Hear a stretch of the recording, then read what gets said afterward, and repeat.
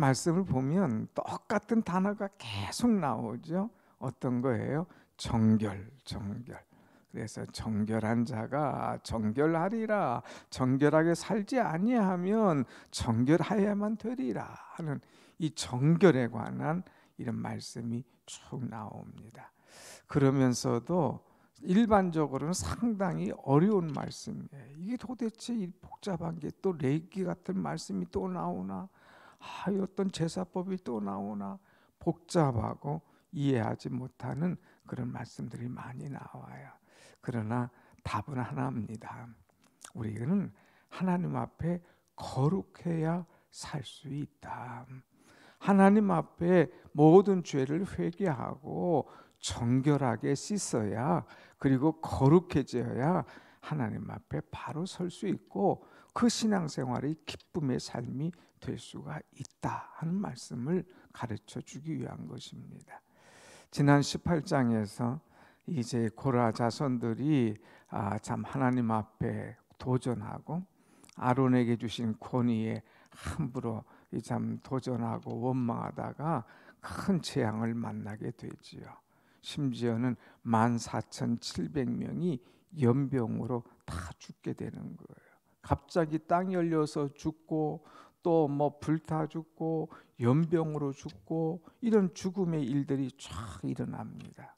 그러면 여러분, 사람들이 주위에서 이렇게 죽어나가면 반드시 뭐가 생겨요? 시체가 생기는 거 아닙니까? 그러면 그 시체를 가만히 두고 나갈 수가 없잖아요. 그것을 처리해야 되지 않습니까? 그러면 죽은 시체가 생길 것이고 냄새가 날 것이고 주변이 오염될 것이고, 그러니까 그것을 또 치워야 될 것이고, 그러다 보니까 그 시체도 문제지만 그것을 이제 시체를 만진 자도 문제가 되더라 하는 거예요. 그래서 이 시체를 만진 자도 정결해야 된다. 오늘 말씀에 이렇게 보면 이제 이 시체를 만진 사람들도 약 7일 동안 그것을 정결하게 씻고 깨끗하게 해야 되는 그런 과정을 쭉 말씀하고 있어요. 그래서 이 과정들이 사실은 좀 복잡하고 어려운 건데, 이 모든 부정한 것들, 그래서 특별히 나시린이 그렇지 않습니까? 시체를 만지지 말 것, 독주를 먹지 말 것, 또 머리를 이 가락을 이 위에 머리를 그 삭도에 대지 말 것, 그 가운데 하나가 시체를 만들지 말 것. 이것은 뭐예요? 부정해진다는 거예요. 부정해진다. 그러니까 이 14,700 죽은 사람들을 이제 장례 치르고 그 사람들 묻고 하다 보면 안 만질 수가 없잖아요. 그러다 보면 그 자체가 부정해지고 개인도 부정해지고, 또 그런 사람이 성소에 오르면 성소가 부정해지는 것이고, 가정에 들어가면 가정이 부정해지고, 이런 부정의 문제가 생긴다는 거예요. 그러니까 이스라엘 전 백성들이 자신도 모르게 이 오염의 수치에 들어가게 되는 거예요. 그러니까 우리가 이 오염되지 않으려면, 세상에 오염되지 않으려면 어떻게 할 것이냐 하는 거예요. 좋은 것도 많이 있지만 좋은 것이 생김으로 인하여서 오염이 된다고 하는 거, 오염이 되는 거예요. 여기 우리가 교회 바로 주차장 뒤에 황토길을 만들어 놨잖아요. 얼마나 사람들이 좋아하는지. 어제 같은 공휴일에 막 어마어마한 사람들이, 동네 주민들이 다 오는 것 같아요. 다 좋다고 그러죠. 그런데 제일 피해를 보고 오염되는 곳이 어디냐? 사실 우리 교회예요. 다 교회 화장실에 들어. 화장실 저쪽 커뮤니티로 가십시오. 광고 다 해놨지만 누가 가요? 안 가요. 현수막도 붙여놨지만 안 가요. 다 여기 와요. 교회 와서 화장실. 그것도 깨끗하게 써놔요.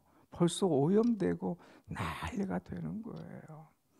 이 설교 시작할 때 이런 말이 또 나왔지만, 여러분, 이것을 위해서 기도해야 돼요. 주민과 어떻게 하면 마찰이 없이, 또 어떻게 하면 이 화장실에 이 오염되지 않도록 할 것인가, 이것들을 잘 풀어가야 됩니다. 원래는 여기 화장실을 짓는데 주민들이 많이 찬성했어요. 이 5단지에서만 주민 투표를 했는데 찬성하는 사람이 화장실을 짓자 하는데 찬성하는 사람이 300이 넘어요. 반대하는 사람은 100여 명밖에 안 돼요. 그럼 3대 1이면 져야 되지 않습니까? 그런데 100명 중에 일부 아주 그냥 좀 극성인 사람이 거기에 화장실 짓면 냄새 난다. 뭐 5단지에서 볼 때에 다 이 불쾌하다. 또 뭐 그냥 그타 등등 이런 이유를 들어요. 그래서 몇 명 극소수 있는 사람들의 막 그 소리와 민원 때문에 결국 포기를 했어요. 그대로 고스란히 받는 건 우리입니다. 벌써 화장실에 막 문제가 생기기 시작하는 거예요. 이걸 어떻게 풀어갈까? 지혜가 필요한데 여러분 기도하면서 지혜를 주시고 또 사람들에게 지혜를 또 양해를 구할 수 있도록 이렇게 할 필요가 있습니다. 아무튼 조금 옆으로 갔지만 우리가 인생 살아가는 동안에 좋은 것도 많지만 그 은혜를 누리지 못하고 죄가 가까이 오면 오염이 되는 거예요. 이 오염될 때에 이 문제를 어떻게 풀어갈 것이냐. 여기 보면 좀 복잡하게 얘기 나옵니다. 사람이 시신을 만지면 부정해지고 오염된다. 또 그 사람의 성막 안에 들어왔으면 성소가 문제가 된다. 또 그냥 그 사람들이 있는 그 그릇이나 이런 것들 닿지 않아도 그 오염이 문제가 된다. 그래서 이것을 해결해야 되는데 어떻게 하는 것이 하나님의 거룩하심과 영광을 더럽히지 않고 하게 될 것인가 하는 것들을 집중적으로 준 말씀이 오늘 이 본문의 말씀입니다. 그런데 사실 이 말씀이 굉장히 어렵다고 그랬잖아요. 여기 보면 붉은 송아지, 아직도 한번 멍에매지 아니한 붉은 암송아지를 내게로 끌어와라. 그래서 붉은 암송아지를 태우고 그 재를 가지고 뭐 하고 하는 이 복잡한 이야기들 하는데 이것은 이 민수기 10장은 19장은 하나의 예표고 그림자입니다. 그리고 이것을 이제 가르쳐 주고 있는 실제적인 진리는 세 가지예요. 그 세 가지가 있는데 그것이 뭐냐? 오늘 우리의 문제로 좀 쉽게 해석을 한다면 모든 인간의 마음은 부정하다. 그렇기 때문에 이 부정한 인간의 모든 마음을 정결하게 해야 된다는 거예요. 14,700명 이렇게 죽은 자들만 부정한 것이 아니라 인간의 모든 사람들은 다 부정하다 이거예요. 그래서 마태복음 15장 말씀도 보면 사람의 마음에서 나오는 생각, 살인, 간음, 음란, 도적질, 거짓 증거, 회방하는 거 이런 모든 이 더러운 것들이 우리 속에 다 있어서 이것이 오염된다는 거예요. 오염된다. 그런데 저쪽에 가면 뭐 죄 오염 같은 거 없겠지 그러면서 깨끗하게 살려고 하지만 그 속에도 사람들이 있기 때문에 오염된다 이거예요. 오래전에 보면 수도사들이 있어요. 그래 내가 세상과 가까이 하지 않고 오직 내가 수도하면서 정결하게 살아야지 하면서 사람들이 이 수도원을 쳐요. 수도원. 그리스 가보면 아주 그 높은 산 꼭대기에다가 수도원을 쳐요. 근데 이 수도원도 짓게 되면 그 꼭대기에 남자 수도원이 있고 여자 수도원이 있어요. 근데 여러분 좀 놀라웠게 그 수도사들이 거기서 수도하고 기도하고 그냥 말씀 봐야 되는데 조금 어떤 사람이 비약해서 남자 수도원, 여자 수도원 있는가 하면 이쪽에는 이제 어린아이 보육원이 하나 있다는 거예요. 뭐예요? 수도한다는 그 사람들도 거기서 사고가 난다는 거예요. 인간의 죄성을 피해갈 수 없다는 거예요. 그래서 거기에 이 참 누가 아버지인지 누가 뭔지 모르는 그런 고아원이 생긴다는 이런 어처구니 없는 이야기들이 나오는 거예요.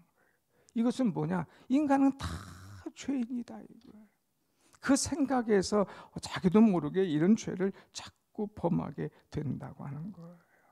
그런데 이런 이 죄를 범하는 우리 인간, 부정적인 것, 이런 것을 이제 어떻게 하면 정결하게 할 것이냐 하는 거예요.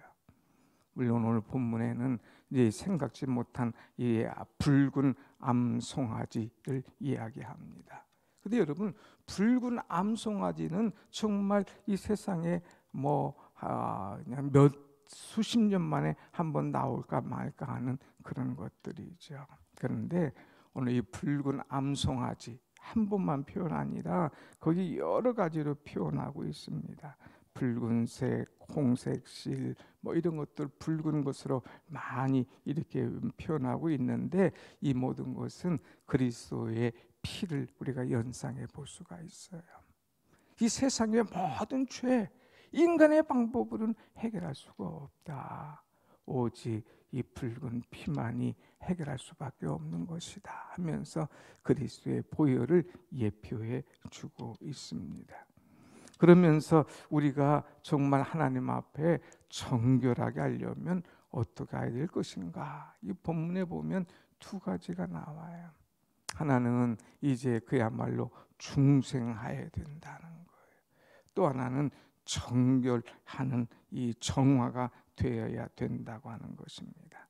1단계는 이 사람들이 이 자기 방법으로는 이 문제를 해결할 수가 없어요. 그렇기 때문에 항상 이 모든 것들을 씻어주는 완전한 이 정화, 완전한 중생이 필요하다고 하는 거예요. 그런데 이것은 우리 힘으로, 우리 방법으로, 우리 어떤 경험으로 되는 게 아니라 전적인 하나님의 은혜예요. 그것이 바로 우리를 위해서 죽어주신 예수 그리스도. 그래서 그 예수 그리스도가 오셔서 보혈을 흘려주심으로 말미암아 그 피로 우리가 구원받고 죄사함 받고 그 피로 말미암아 구원받는 줄로 믿습니다. 아멘. 이것이 첫째적인 이 방법이에요. 1단계. 두 번째, 이 땅에서 우리가 죄를 짓지 않고 살아가는 방법은 어떤 거냐? 정화하는 거예요. 정화. 하나는 중생이고요, 또 하나는 정화입니다. 나도 모르게 자꾸 세상을 오염시키고 그 오염된 것들을 또 우리가 또 먹고 또 오염시키고 그것을 또 마시고 하면서 스스로 오염된 것을 우리가 어떻게 정화할 거냐 이거예요. 자기도 모르게 더러워지는 거예요. 자기도 모르게 그런 일을 하는 거예요. 이런 것들을 우리는 정화시켜야 되는 것, 성결하게 살아가는 거죠. 그것은 뭐예요? 이제 성막의 두 번째 앞에는 번제단으로 중생이지만 두 번째는 이 물두멍, 그래서 정결하는 거예요. 손을 씻는 거예요. 날마다 나도 모르게 고지 그 부지 중에 지은 죄를 씻고 회개하는 것, 이것이 얼마나 중요한 거예요. 그래서 날마다 씻음으로 말미암아 하나님과 가까이 가고 주님 앞에 믿음으로 들어가는 것, 이것이 너무너무 중요한 것임을 우리에게 가르쳐 주고 있습니다. 그래서 여러분, 우리가 신앙생활하면서 정말 놓치지 말아야 될 것이에요. 그래서 오늘 말씀이 굉장히 어렵지만 이제 11절 이하에도 계속 보면 정결하라는